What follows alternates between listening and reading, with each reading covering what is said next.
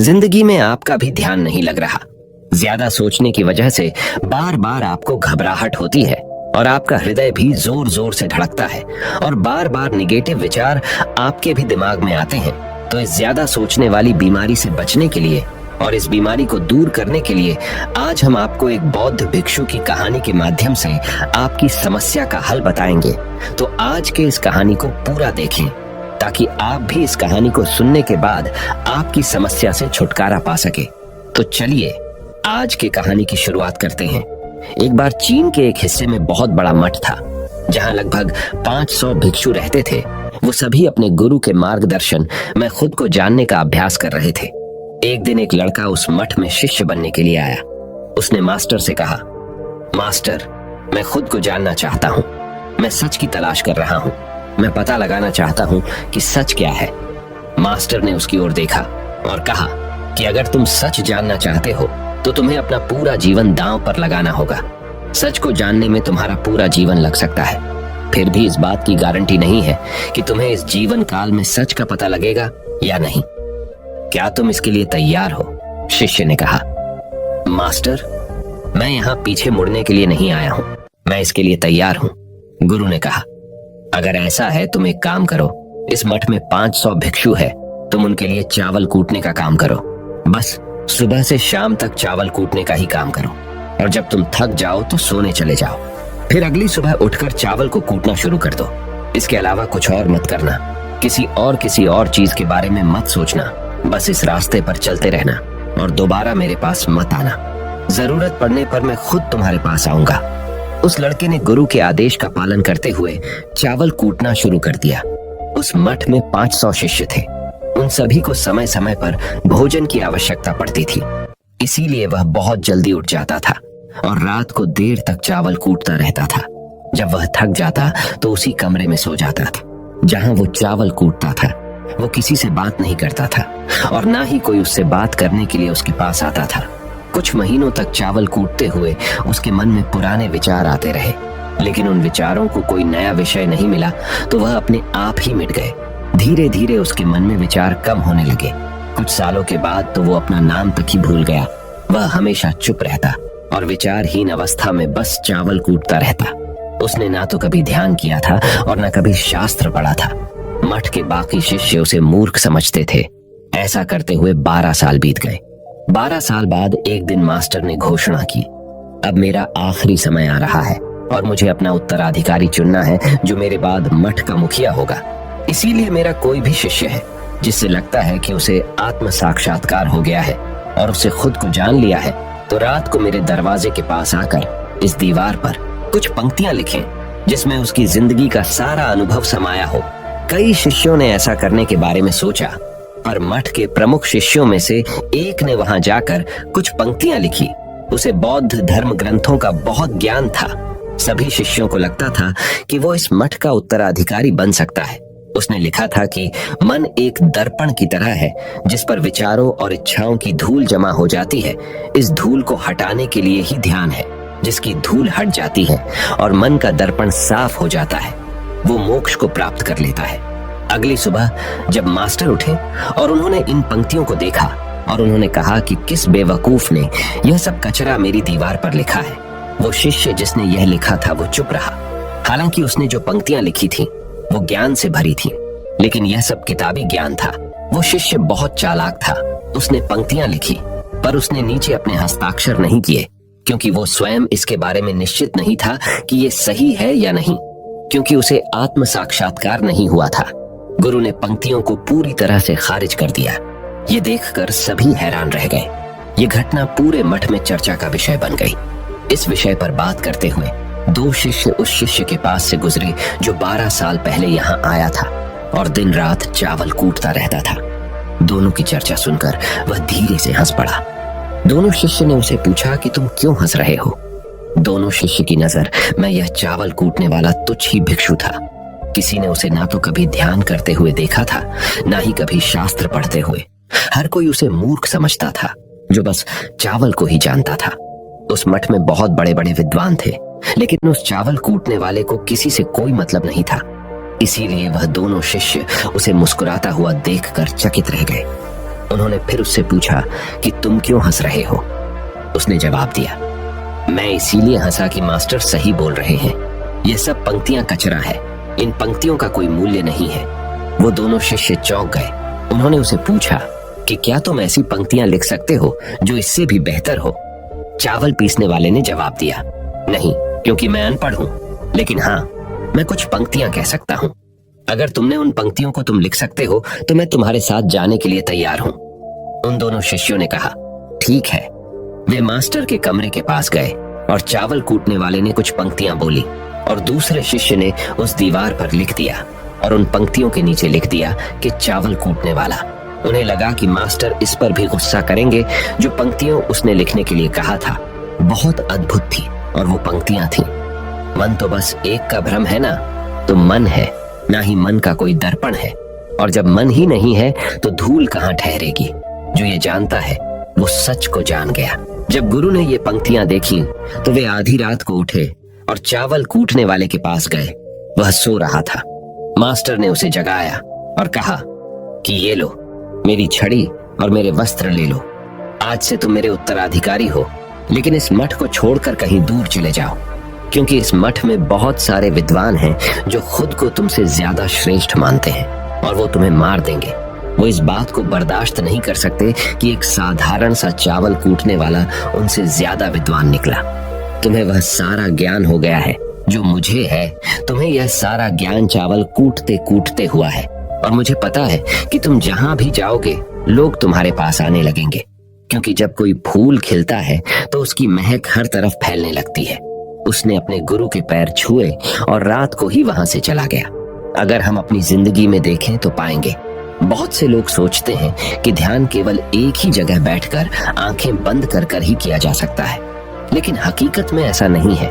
ध्यान तो चलते चलते भी किया जा सकता है, अपना कुछ काम करते हुए भी ध्यान किया जा सकता है। असल में ध्यान का मतलब यह है कि आप जो भी काम कर रहे हैं उसे अपनी शिद्दत से करें कि आपको आपके शरीर का ख्याल भी ना रहे। बिल्कुल उस चावल पीसने वाले की तरह जो चावल कूटने में इतना मग्न हो गया कि उसको खुद का कोई ख्याल ही नहीं रहा। उसने चावल कूटते हुए ही उसने आत्म साक्षात्कार प्राप्त कर लिया। हर समय वर्तमान में रहना और कुछ नहीं सोचना। मन तब तक ही है जब तक विचार है। जब विचार ही नहीं रहेंगे तो मन भी गायब हो जाएगा। जब मन ही नहीं रहेगा तभी तुम अपने आप को अच्छे से जान पाओगे।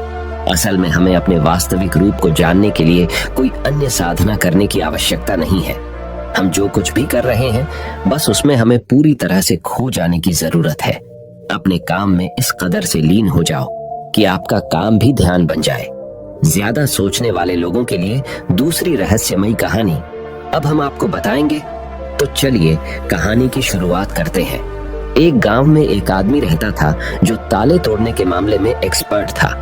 यानी कि जहां कहीं भी ताले तोड़ने की बात आती थी या लॉक को खोलने की बात आती थी तो उसका नाम सबसे पहले लिया जाता था। एक दिन कुछ समझदार लोगों ने उसकी परीक्षा लेनी चाहिए और उसको बता दिया गया कि आपको इस जगह पर इस तारीख को आना है और ताले को तोड़ना है। जब वह समय के अनुसार तय दिनांक को वहां पहुंच गया तो उसको प्रतियोगिता के नियम समझा दिए गए। आपको एक बॉक्स में बिठा दिया जाएगा और उस बॉक्स को पानी में उतार दिया जाएगा। आपको ताला खोलकर बाहर आना होगा। इस बीच आपको लगता है कि लॉक आपसे नहीं खुल पाएगा तो आप इमरजेंसी बटन को दबा सकते हैं और ऊपर आ सकते हैं, लेकिन आप प्रतियोगिता में हार जाएंगे। उसने सभी नियमों की हाँ कर दी और पानी में चला गया। जैसे ही वह पानी में पहुंचा तो उसने जेब में से एक तार निकाला और लॉक को खोलने की कोशिश करने लगा। 4 से 5 बार कोशिश करने के बाद वह बार बार विफल हो रहा था, लेकिन उससे लॉक नहीं खुल रहा था। अब ज्यादा समय तक पानी में रहना उसके लिए और भी मुश्किल था, क्योंकि सांस रोकना आसान नहीं था। फाइनली उसने अपना पूरा दिमाग लगाया और एक बार अंतिम प्रयास किया। वह विफल हुआ और उसने इमरजेंसी बटन दबा दिया। धीरे धीरे ऊपर आने लगा। पानी के ऊपर आए बॉक्स को बाहर निकाला गया और हल्का सा धक्का देकर खोला गया। वह अचंभित हो गया कि एक बार भी मेरे दिमाग में यह ख्याल क्यों नहीं आया कि मैं इसको धक्का देकर खोलूं। हो सकता है कि ये लॉक ही ना हो। तो यही होता है, जब हम भी बहुत ज्यादा सोचते हैं तो इसका खामियाजा हमें भुगतना पड़ता है। कभी कभी ना सोचने से भी जवाब मिल जाता है। इसलिए किसी ने कहा है कि जो कुछ नहीं करते वह कमाल करते हैं। जी हाँ दोस्तों, ये बात बिल्कुल सही है। कभी कभी दिमाग को जब हम शांत रखते हैं और ठंडे दिमाग से सोचने की कोशिश करते हैं तो हमें बेहतर समाधान मिल जाता है। अब हम आपको बताएंगे कि ज्यादा सोचने की यह बीमारी के मुख्य कारण क्या है, जिससे आपको ज्यादा सोचने की बीमारी हो जाती है। अत्यधिक सोच के कुछ मुख्य कारण। पहला कारण, वर्तमान से ज्यादा भूतकाल या भविष्य के बारे में ज्यादा चिंता करना। आप जो काम अभी कर रहे हैं उससे ध्यान हटाकर अपना ध्यान बीते हुए समय या आने वाले समय पर लगाएंगे तो आप ओवर थिंकिंग के शिकार होते जाएंगे। दूसरा कारण, काम का ज्यादा तनाव होना। जब वर्कलोड ज्यादा होता है तो दिमाग भी तेजी से चलने लगता और यह तनाव का रूप ले लेता है और दिमाग में वो विचार भी आने लगते हैं तो काम से संबंध ही नहीं है और लोग ओवर थिंकिंग के शिकार हो जाते हैं। तीसरा कारण, डर का बना रहना। जब व्यक्ति के अंदर डर होता है, जैसे नौकरी छूट जाने का डर, प्रमोशन न होने का डर, काम में असफल हो जाने का डर, पैसे न मिलने या डूब जाने का डर, व्यक्ति इस डर को लेकर कल्पना करता रहता है। भले ही ऐसा न होने वाला हो, लेकिन धीरे धीरे यह डर उसे जरूरत से ज्यादा सोचने पर मजबूर कर देता है। चौथा कारण, कॉन्फिडेंस की कमी। जब व्यक्ति में किसी काम को करने के प्रति उलझन बनी रहती है तो कॉन्फिडेंस कम होता जाता है, जिसके चलते नकारात्मक विचार दिमाग को घेरना शुरू कर देते हैं और व्यक्ति ज्यादा सोचना और चिंता करना शुरू कर देता है। पांचवा कारण, चीजों के बारे में सकारात्मक से ज्यादा नकारात्मक विचार। जब व्यक्ति छोटी छोटी बातों के नकारात्मक पहलू के बारे में ज्यादा सोचना शुरू कर देता है तो धीरे धीरे व्यक्ति ओवर थिंकिंग का शिकार होता जाता है। क्या ओवर थिंकिंग यानी अत्यधिक सोच से छुटकारा पाया जा सकता है? तो इसका जवाब है जी बिल्कुल। ओवर थिंकिंग यानी अत्यधिक सोच से छुटकारा पाया जा सकता है। हालांकि थोड़ा समय लग सकता है, लेकिन यदि आप नीचे दिए स्टेप्स को फॉलो करते हैं तो आप ओवर थिंकिंग की प्रॉब्लम से यकीनन छुटकारा पा सकते हैं। तो आइए जानते हैं कि ओवर थिंकिंग की समस्या से छुटकारा कैसे पाएं। ओवर थिंकिंग यानी अत्यधिक सोच से छुटकारा पाने के उपाय। ये सब जानते हैं कि पहले विचार दिमाग में आता है, फिर वो क्रिया का रूप लेता है। हमें कोई भी काम सोच समझकर करना बहुत जरूरी है, पर किसी काम को लेकर जरूरत से ज्यादा सोचना और वो बातें भी सोचना जो काम से संबंधित नहीं है, आपको और आपके काम दोनों को नुकसान पहुंचाता है।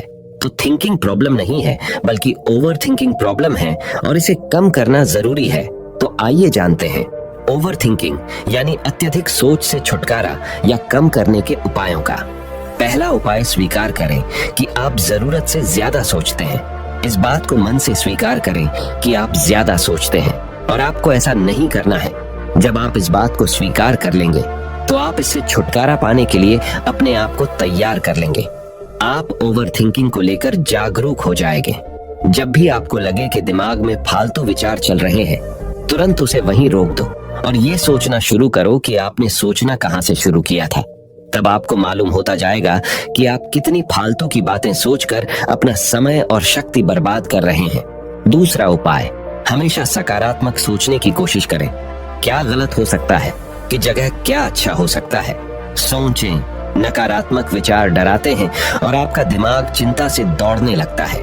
जब आप उन नकारात्मक चीजों पर ध्यान केंद्रित करने लगते हैं जो कहीं हो गई, तो तब आप दिमाग के गुलाम हो जाते हैं।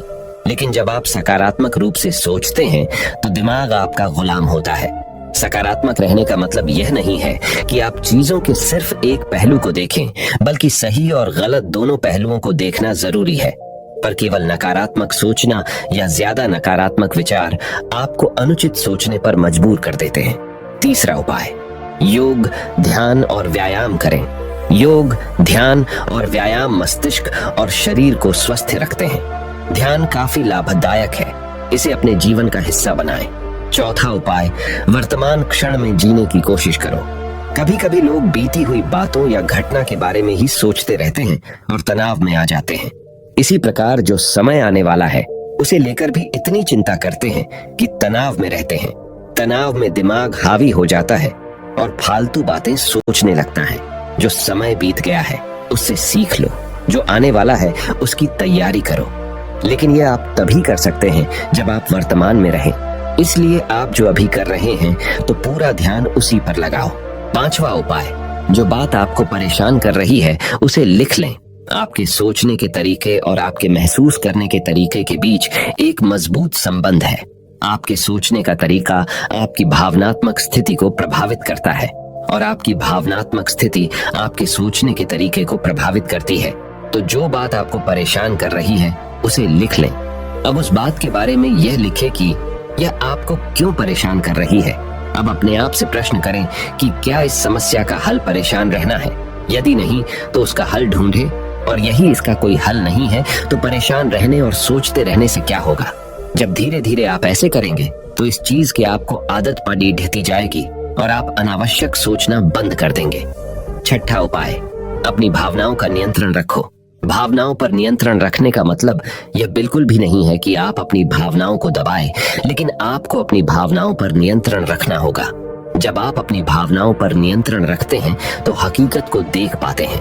अनियंत्रित भावनाएं दिमागी विचारों को बेफजूल गति प्रदान करती हैं। सातवां उपाय, चिंता नहीं चिंतन करें। चिंता ओवरथिंकिंग को जन्म देती है और चिंतन क्रिएटिविटी को जन्म देता है। फालतू सोचने की जगह कोई कहानी, कोई लेख, कविता या कुछ रचनात्मक सोचें। आठवां उपाय, अपने पसंद की चीजें करें। जब भी आप फ्री हो तो कोई भी ऐसा काम करो जिसे करना आपको अच्छा लगता हो। किताबें पढ़ें, गाने सुने, गाने गाएं, घूमने जाएं। यदि आपके घर में बच्चे हैं तो बच्चों के साथ खेलें, अपने दोस्तों से साथ समय व्यतीत करें। नौवां उपाय, अपना सर्वश्रेष्ठ स्वीकार करें। जब आप ज्यादा सोचते हैं तो न चाहते हुए भी आप नकारात्मक बातें सोचते हैं और अपने आप को औरों से कम आंकने लगते हैं।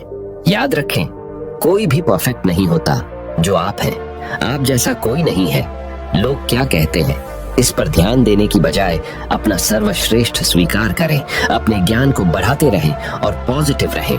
10वां उपाय, मन को शांत रखें। आधुनिक जिंदगी भाग दौड़ और तनाव भरी है।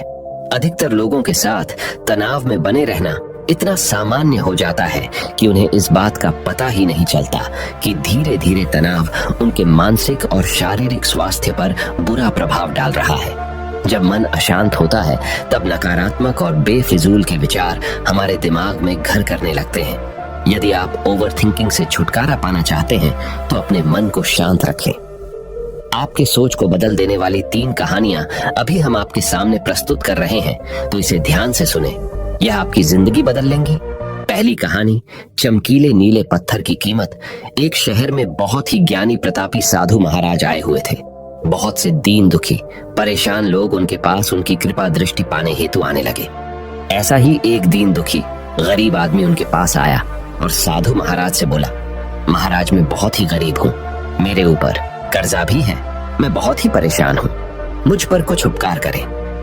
साधु महाराज ने उसको एक चमकीला नीले रंग का पत्थर दिया और कहा कि यह कीमती पत्थर है, जाओ जितनी कीमत लगवा सको लगवा लो। वो आदमी वहां से चला गया और उसे बचने के इरादे से अपने जान पहचान वाले एक फल विक्रेता के पास गया और उस पत्थर को दिखाकर उसकी कीमत जाननी चाहिए। फल विक्रेता बोला, मुझे लगता है यह नीला शीशा है, महात्मा ने तुम्हें ऐसे ही दे दिया है। हाँ, यह सुंदर और चमकदार दिखता है, तुम मुझे दे दो, इसके मैं तुम्हें 1000 रुपए दे दूंगा।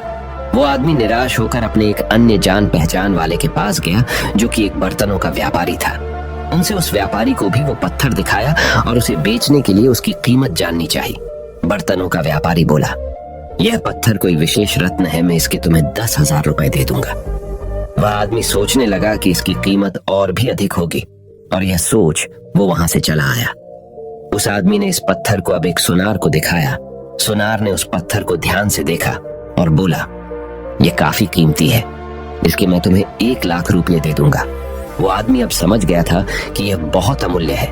उसने सोचा, क्यों ना मैं इसे हीरे के व्यापारी को दिखाऊं। ये सोच वो शहर के सबसे बड़े हीरे के व्यापारी के पास गया।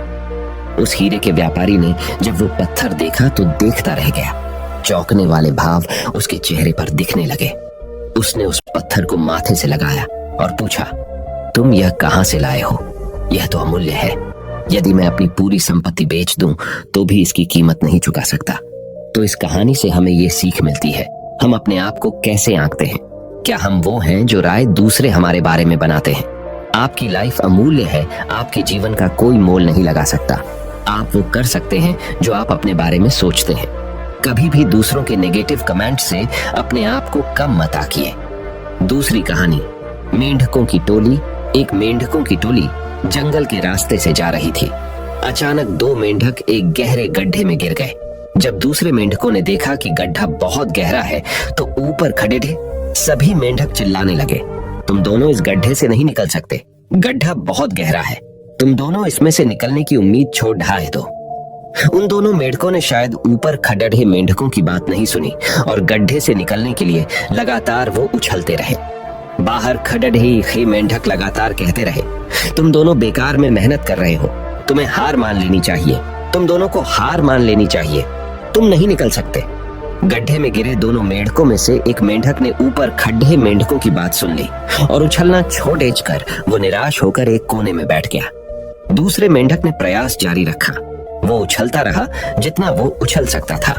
बाहर खड़े सभी मेंढक लगातार कह रहे थे कि तुम्हें हार मान लेनी चाहिए, पर वो मेंढक शायद उनकी बात नहीं सुन पा रहा था और उछलता रहा और काफी कोशिशों के बाद वो बाहर आ गया।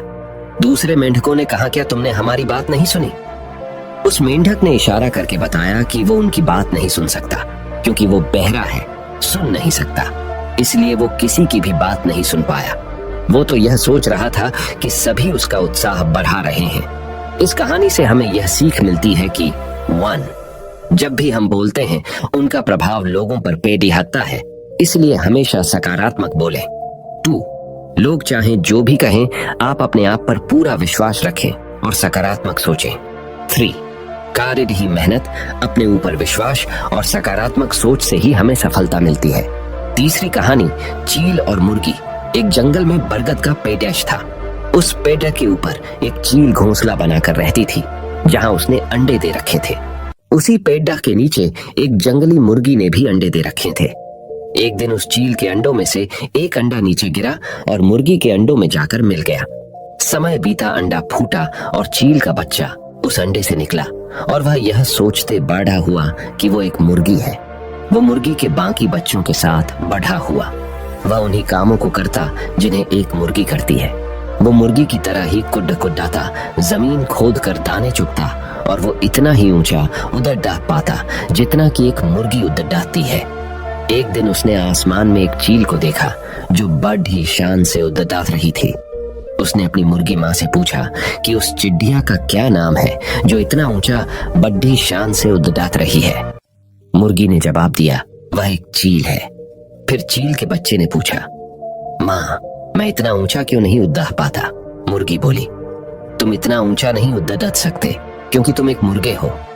उसने मुर्गी की बात मान ली और मुर्गे की जिंदगी जीता हुआ एक दिन मर गया। इस कहानी से हमें यह सीख मिलती है कि जो भी हम सोचते हैं या कुछ नया करने की कोशिश करते हैं तो दूसरे हमें यह कहकर रोकते हैं कि तुम ऐसा नहीं कर सकते, ऐसा नहीं हो सकता, और हम अपना इरादा यह सोचकर बदल लेते हैं कि वाकई मैं यह नहीं कर सकता और हार मान लेते हैं।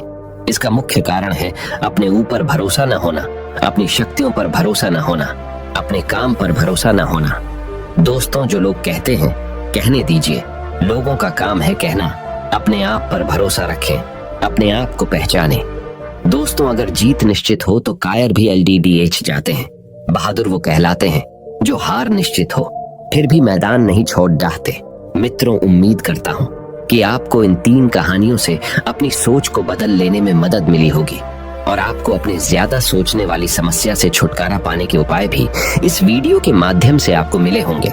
इस वीडियो से आपको कुछ सीखने को मिला हो तो इस वीडियो को अपने दोस्तों के साथ जितना हो सके उतना शेयर कीजिए और इस वीडियो के एक लाइक कीजिए और हमारे चैनल को सब्सक्राइब कीजिए। इस वीडियो को देखने के लिए आपका बहुत बहुत धन्यवाद। नमो बुद्धाय।